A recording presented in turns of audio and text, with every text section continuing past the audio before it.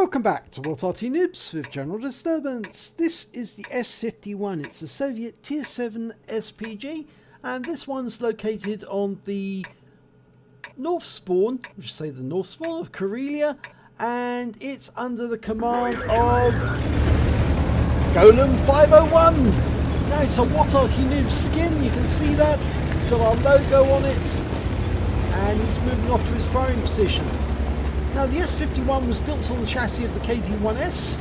It either carried the 152mm BR2 or the 203mm B4 howitzer. Now the 152mm one, which is this one here, has an alpha damage of 700, and the B4 has alpha damage of 1050 hit points. But the BR2 has got a fire rate of 20.54 seconds between reloads, so it's a lot quicker than the B4, which takes a great deal longer to fire. Okay, we're aiming at the enemy. In fact, we're aiming up onto the horseshoe because we're expecting the first enemy to come from there. We've got 30 rounds of ammunition. You carry a lot less ammunition in terms of the 203mm BR4 or B4.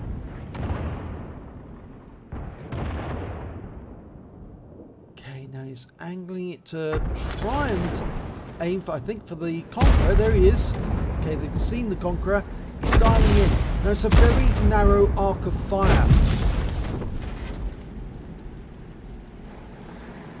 Okay, it's just got to work out where the Conqueror's going to be. Round out. Splashes him for 68 hit points. Now they did actually manufacture prototypes with these guns on the KV-1S chassis, but unfortunately it literally shook the chassis to pieces because they just couldn't take the recoil, and it never went into mass production as a consequence. Okay, aiming for the IS, mark target. Unfortunately that rock's getting in the way. Round out. And it lands just behind the IS and splashes him for 72.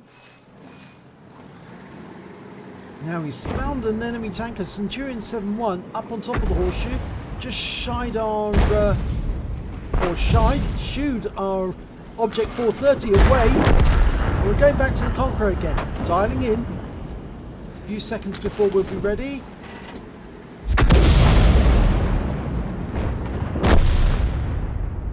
Round out. Did be a bit behind it. Yes, it was. 37 hit points. But he did pick up a lot of stun assist immediately afterwards.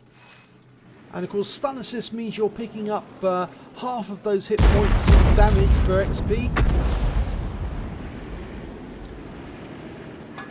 Okay, going for the IS. Line him up. Round out. Should be close. It stuns him, but it stuns both of them actually. No, sorry, the T-28 was still stunned from the previous moment. And he's just received another Arty round as well. We do have two other Artys on our team. One's an S-51, the other one is a GeForce Tiger P. We're going for the T-28. Round out. Oh, wiped him out. 82 hit points. He's out the game. Now we're reloading quickly. It's 20.64 seconds on this reload with this crew. That T-32 just took a hit from the M445. We're going to go for the IS. Round out. Direct hit. 205 hit points. Nice stun. And the other Arty are hitting him as well. And the IS is being killed by the other S-51. Okay, so we've just got this AMX M445 to kill now. But he's pulled back behind the rock because he knows he's Arty safe around that corner. He can't be hit from here. And it's going to force the T-32 to go in after him. Right, we're now aiming for the Emil 1, which is right at the back of the south corridor. Round out. Should be a good shot. It is. 234 hit points, and the other S-51 fires around him at the same time. And we're picking up damage assist now as well. And that Emil is down to, well, very few hit points left now. It's 50s at 52 or 92. Very difficult to see with the aims moving about so much. But that AMX AC-46, which is a Tier 7 French tank destroyer, is moving, and yes, we get a kill shot. It was on the move at the time, but it was a lovely shot. Lined it up so that he could catch him just as he drove into the shell. Now, 2 tanks have been seen in the northeast corner of the map, northwest corner I should say. It's a Progetto, Tier 8 Premium Italian, leading shot round out, and it's good. 217 hit points, it splashes him, tracks him, holds him in place.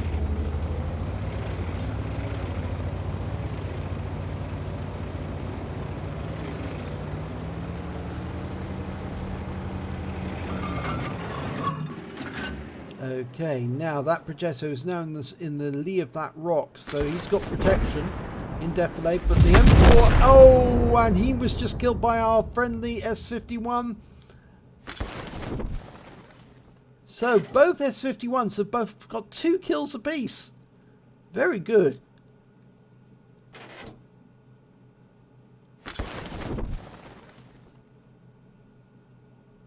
But we're waiting for that Progetto. Oh, he went south. He went south. He was trying to get away from the T-32. And in fact, actually, I think he's trying to defend the base. There's only 5 left on the enemy team. And the ones that are actually on the south corridor have been, well, very much depleted. We fire at the Progetto. We miss him, but we do stun him. And that Progetto has been killed. The UDA's got him at long range.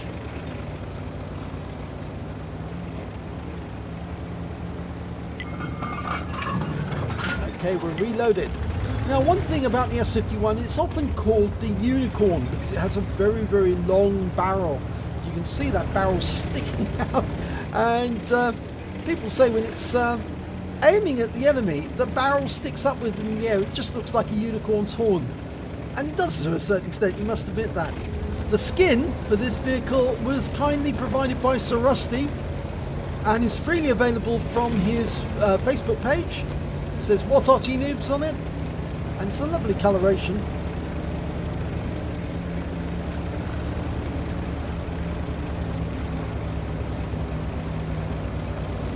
They actually tried manufacturing one of these Artys by fixing 2 KV-1 chassis together, 2 KV-1S chassis together to give it a bit more stability. But unfortunately, it just shook them to pieces again. The gun had such a heavy recoil, and of course they stripped so much armour from the KV-1S to make it light and fast that it just didn't have the ability to withstand the shock and the recoil. The apparatus you see on the back of the vehicle is for handling the shells and mounting them into the breech. Okay, Centurion 7-1 just took out our UDAs. Lining up a shot on him. Oh, he's just been tracked, and our round goes in. We hit the wreck, but we still did 57 hit points of damage to the Centurion. Now there's only 3 enemy vehicles left.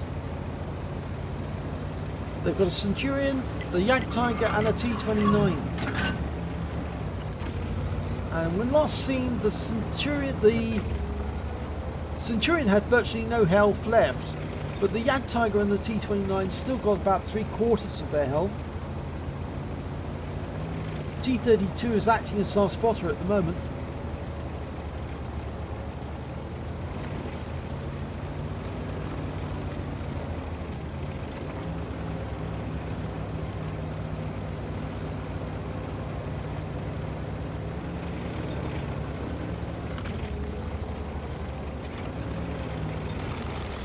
I don't think it matters he's knocking down trees because although the enemy might be attracted by the sight of a tree disappearing in the distance, the fact is that they have such poor view range, it's more than likely they can't see him. Even if they did see a tree go down, they wouldn't be able to aim at the spot. And there's the Centurion, and he's just been killed, taken out by the GW Tiger B. We're going for the Yak Tiger. He's still got most of himself, 57%. We fire a round in, lands behind him, stuns him, and we're picking up some stun assists. But we lose our OHO. The T-29's the next target. Almost loaded. working out where the T-29 is going to go. Leading the target. Round out. It looks good. It is. 216. Wasn't enough to penetrate the hull completely, but because if it did, 700 alpha damage on a penetration of 38 millimeters, it would have killed the T-29 completely. But it certainly does a lot of module damage. That's why these tanks remain stationary afterwards. It's because either they've had their tracks blown out like that T-29 now, or they've lost modules, and the GW Tiger P takes the kill on the T-29, which only leaves the Jag Tiger, and he's got minuscule health left. A splash kill will be enough to take him out the game. Round out, this will be it. Oh, it hits the wreck! He's right next door to a wreck, and the wreck took the brunt of the force.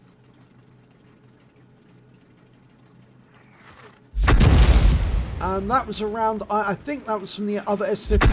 That's the GW Tiger P firing in. We lose the T-32, but I don't think that Jag Tiger can move without actually getting nailed. Round out, this should work. Oh, he hits the wreck again! Oh, he's not getting very much luck now. We've lost sight of the Jag Tiger. The steel weapon trigger is moving up as slowly. Oh, he is still there because we just stunned him.